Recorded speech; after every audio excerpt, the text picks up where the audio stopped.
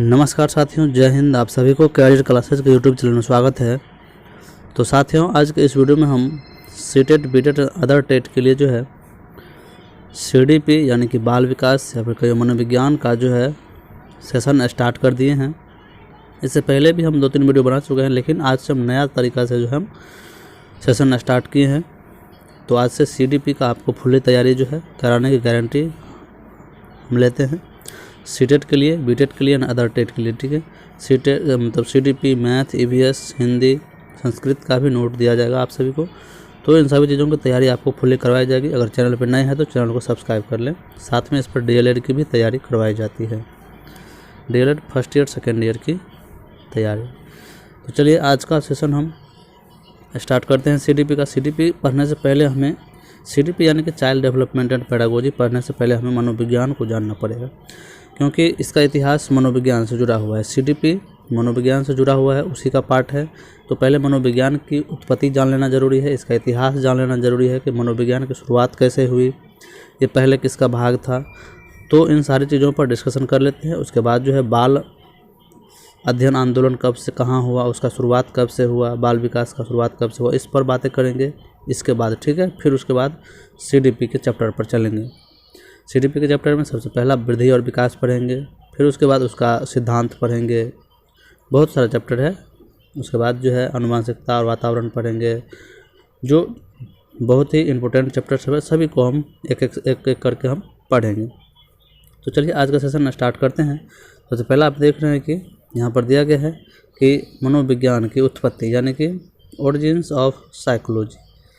Psychology शब्द सुन के एक हमारे मन में ख्याल आता है कि साइकोलॉजी सुनने से ऐसा लगता है कि हम किसी को पढ़ रहे हैं, यानी किसी के व्यवहार के बारे में जान रहे हैं। यानी कि साइकोलॉजी किसी को बोलते हैं ना कि हम तुम्हारा साइकोलॉजी जानते हैं, हम तुमको देख के बता देंगे कि तुम क्या कर रहे हो, क्या करने वाले हो। तो ये साइकोलॉजी को विभिन्न मनोवैज्ञानिकों ने अलग अलग तरह से परिभाषित किया। तो उन सभी चीज़ों के बारे में आगे हम देखते हैं। तो यहाँ पे देख लीजिए, मनोविज्ञान को शताब्दियों पूर्व दर्शन शास्त्र यानी फिलॉसफी की एक शाखा के रूप में माना जाता था। ठीक है, मनोविज्ञान जो है, साइकोलॉजी जो है, सबसे पहले दर्शन शास्त्र का हिस्सा था, यानी कि फिलॉसफी का क्या था, हिस्सा था। ठीक है, फिलॉसफी दर्शन शास्त्र में क्या होता है कि अध्यात्म के बारे में हम जानते हैं, आत्मा परमात्मा इस सब के बारे में हम पढ़ते हैं। ठीक है, तो ये मनोविज्ञान सबसे पहले क्या था, साइकोलॉजी का, फिलॉसफी का जो है हिस्सा था। ठीक है, साइकोलॉजी किसका हिस्सा था, फिलॉसफी का। ये कब अलग हुआ, दर्शन शास्त्र, मनोविज्ञान जो है दर्शन शास्त्र से कब अलग हुआ, इस पर भी हम बातें करेंगे। तो आगे उस पर हम बातें करेंगे। और सबसे पहले आपको जानना पड़ेगा मनोविज्ञान शब्द का जो प्रयोग जो है, ये सबसे पहला इस शब्द का प्रयोग जो है रुडोल्फ गोइकिल ने किया। रुडोल्फ गोइकिल ने जो है मनोविज्ञान शब्द का सबसे पहले जो है इसका प्रयोग किया था। मनोविज्ञान शब्द का सबसे पहला प्रयोग, इस शब्द का प्रयोग जो है रुडोल्फ गोइकिल ने किया था। ये बातें आपको याद रखनी होगी। ठीक है, और मनोविज्ञान सबसे पहले किसका हिस्सा था, तो दर्शन शास्त्र यानी फिलॉसफी का हिस्सा था।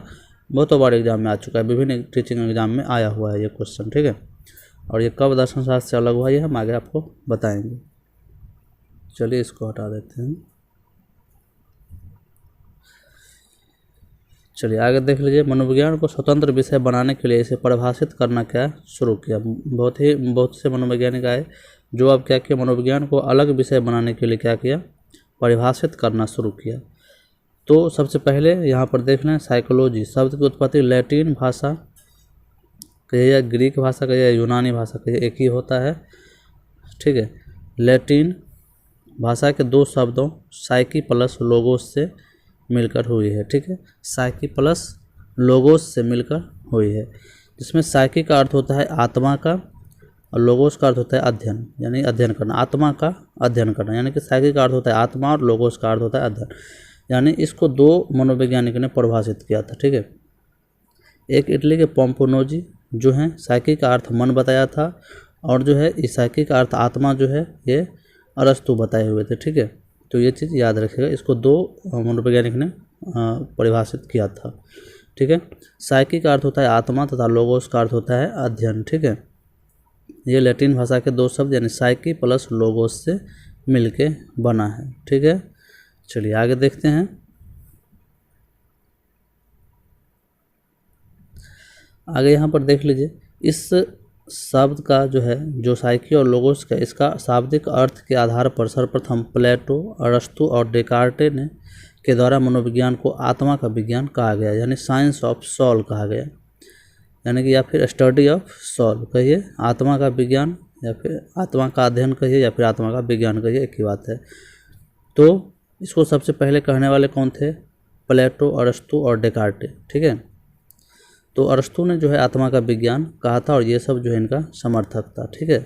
चलिए, आत्मा शब्द की स्पष्ट व्याख्या नहीं होने के कारण 16वीं शताब्दी के अंत में यह परिभाषा अमान्य हो गई, यानी कि ये जो आत्मा का विज्ञान है या फिर आत्मा का अध्ययन है ये 16वीं शताब्दी में ये चला था, ठीक है। 16वीं शताब्दी से इसका शुरुआत होता है।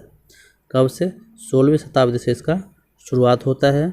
मनोविज्ञान को अलग रूप से परिभाषित करने का दौर जो है 16वीं शताब्दी से क्या होता है? शुरुआत होता है इसका, ठीक है। चलिए आगे देख लीजिए, आगे है क्या हुआ कि आत्मा शब्द की स्पष्ट व्याख्या नहीं होने के कारण 16वीं शताब्दी के अंत में यह परिभाषा अमान्य हो गई। क्यों अमान्य हो गई? क्योंकि आत्मा जो है एक अमूर्त क्या है? वस्तु है, जिसको हम न तो देख सकते हैं और न ही इस पर हम अध्ययन कर सकते हैं, न ही वैज्ञानिक तौर पर इसका अध्ययन कर सकते हैं, इसीलिए इस पर कोई भी प्रयोग भी नहीं किया जा सकता है, इसलिए इसको अमान्य करार किया गया, ठीक है। उसके बाद 17वीं से लेकर के 17वीं से 18वीं शताब्दी तक जो है आप 18वीं शताब्दी तक क्या चला था आप देख लीजिए यहाँ पर। 17वीं से 18वीं, यहाँ पर 18वीं छूट गए। 17वीं से 18वीं शताब्दी में इटली के मनोवैज्ञानिक पोम्पोनोजी ने मनोविज्ञान को मन या मस्तिष्क का विज्ञान माना, ठीक है। 17वीं शताब्दी या फिर 18वीं शताब्दी में जो है इटली के मनोवैज्ञानिक पोम्पोनोजी ने, हम आपको बताया कि पोम्पोनोजी और फिर अरस्तु दो ही मनोवैज्ञानिक हैं जो क्या किए कि मतलब मनोविज्ञान के जो है साइकी और लोगो साइकी को जो है परिभाषित किया था मनोविज्ञान को, ठीक है। एक आत्मा बताए हुए थे और एक मन बताए हुए थे, ठीक है। तो 17वीं से 18वीं शताब्दी तक क्या चला था?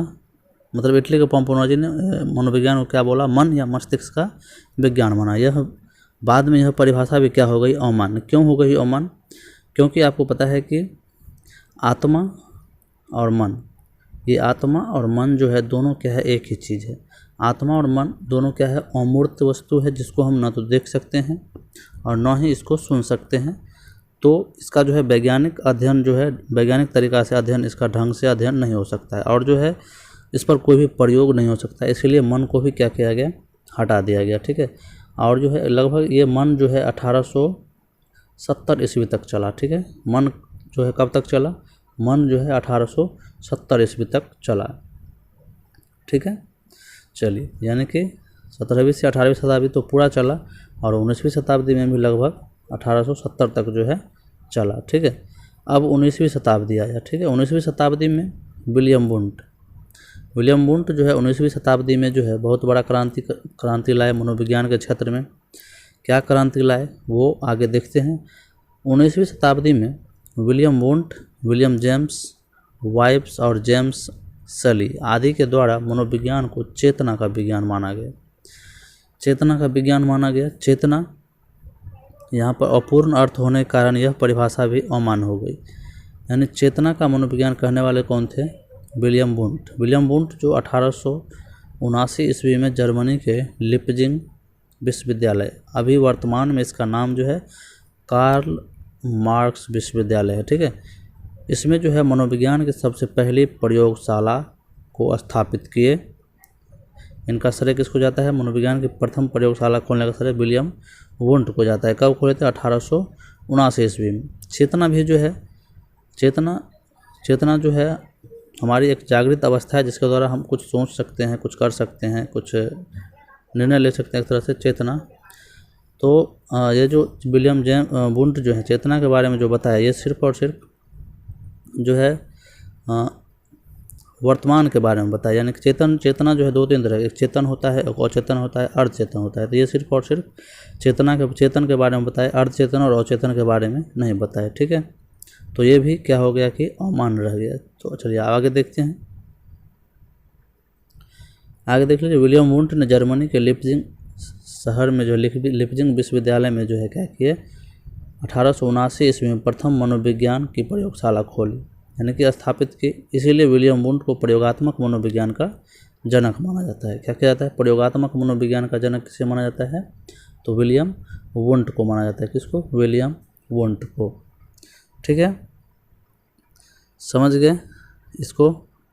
चलिए अब जो है, और इसको चेतना के विज्ञान को जो है, मतलब एक तरह से चेतना का विज्ञान जो है 19वीं शताब्दी तक लगभग पूरा चला। उसके बाद जो है ये भी क्या हो गया? अवमान हो गया। समझ गए। संरचनावादी के बारे में आप सुने होंगे। जो भी चेतना के मनोविज्ञान को समर्थन किया उसको हम संरचनावादी कहते हैं। ये भी याद रखिएगा। जो चेतना के विज्ञान को का समर्थन किया उसे हम क्या कहते हैं? संरचनावादी कहते हैं। ठीक है, तो ये याद रखिएगा। चलिए अब आगे देख लीजिए। 20वीं शताब्दी में मनोविज्ञान को व्यवहार का विज्ञान माना है। 20वीं शताब्दी में मनोविज्ञान को क्या माना है? व्यवहार का विज्ञान। और आज तक यह परिभाषा प्रचलित है। ठीक है, और आज तक यह परिभाषा क्या है? प्रचलित है। व्यवहार का विज्ञान मानने वाले प्रमुख मनोवैज्ञानिक हैं वाटसन, इसके अलावा वुडवर्थ, स्किनर, थॉर्नडाइक, मैकडूगल आदि मनोवैज्ञानिकों ने भी मनोविज्ञान को व्यवहार का विज्ञान माना है। ठीक है, अब जो है जो भी चीज़ होता है मानव के जो है व्यवहार के बारे में पता किया जाता है, उस पर प्रयोग कर सकते हैं हम विभिन्न तरीक़ा से, वैज्ञानिक तरीक़ा से, वास्तविक तरीका, जो भी तरीक़ा से हो हम अध्ययन कर सकते हैं, उसको प्रयोग हम कर सकते हैं। आपको पता है इनमें से कितनों मनोवैज्ञानिक है जो जानवर पर प्रयोग किए हैं, कितनों जो है अपने बच्चे पर प्रयोग किए हैं। तो अब जो है प्रयोगात्मक हो गया है। प्रयोगात्मक मनोविज्ञान का पिता किसे कहा जाता है? विलियम वुंट को, याद रखिएगा। और एक चीज़ जो इम्पोर्टेंट है दोस्तों, वो चीज़ छूट गया पीछे, तो हम अभी बता देते हैं। आपको पता है, पता होना चाहिए, कोई अगर पूछ दे कि मनोविज्ञान जो है दर्शन शास्त्र से कब अलग हुआ, तो मनोविज्ञान जो है आपको पता है कि ये चीज़ आप देख लीजिए यहाँ पर 17वीं से 18वीं शताब्दी तक जो है, यानी कि 1870 ईस्वी तक जो है, ये 1870 ईस्वी तक ये जो है क्या रहा? यानी कि चेतना, मन, मतलब इससे 1870 ईस्वी तक क्या रहा? मन रहा, मस्तिष्क रहा, फिर आत्मा रहा। तो ये क्या रहा? अमूर्त था, यानी कि इसको सेम अध्यात्म से यानी कि फिलॉसफी से ही जोड़ा जाता था। लेकिन जब प्रयोगात्मक हो गया ये, तब क्या हो गया कि ये दर्शन शास्त्र से क्या हो गया? अलग हो गया। यानी कि चेतना के काल में, यानी 19वीं शताब्दी में चेतना के काल में ये क्या हुआ? दर्शन शास्त्र से अलग हो गया। ठीक है, कोई पूछ देगा कि मनोविज्ञान दर्शन शास्त्र से कब अलग हुआ? तो चेतना के काल में, यानी विलियम वुंट के समय में क्या हो गया? ये दर्शन शास्त्र से एक स्वतंत्र विषय बन के साइकोलॉजी यानी कि मनोविज्ञान बन गया, जो इस पर हम प्रयोग करने लगे। समझ गए? यहाँ तक कोई दिक्कत नहीं होना चाहिए। व्यवहारवाद के जनक किसे माना जाता है? तो वाटसन को। व्यवहारवाद का जनक किसे माना जाता है? वाटसन को। याद रखिएगा दोस्तों, व्यवहारवाद का जनक किसे माना जाता है? तो वाटसन को। चलिए आगे देखते हैं। आगे देख लीजिए। विलियम मैकडूगल ने अपने पुस्तक आउटलाइन साइकोलॉजी के पृष्ठ संख्या 16 पर चेतना शब्द की भरसक निंदा की है।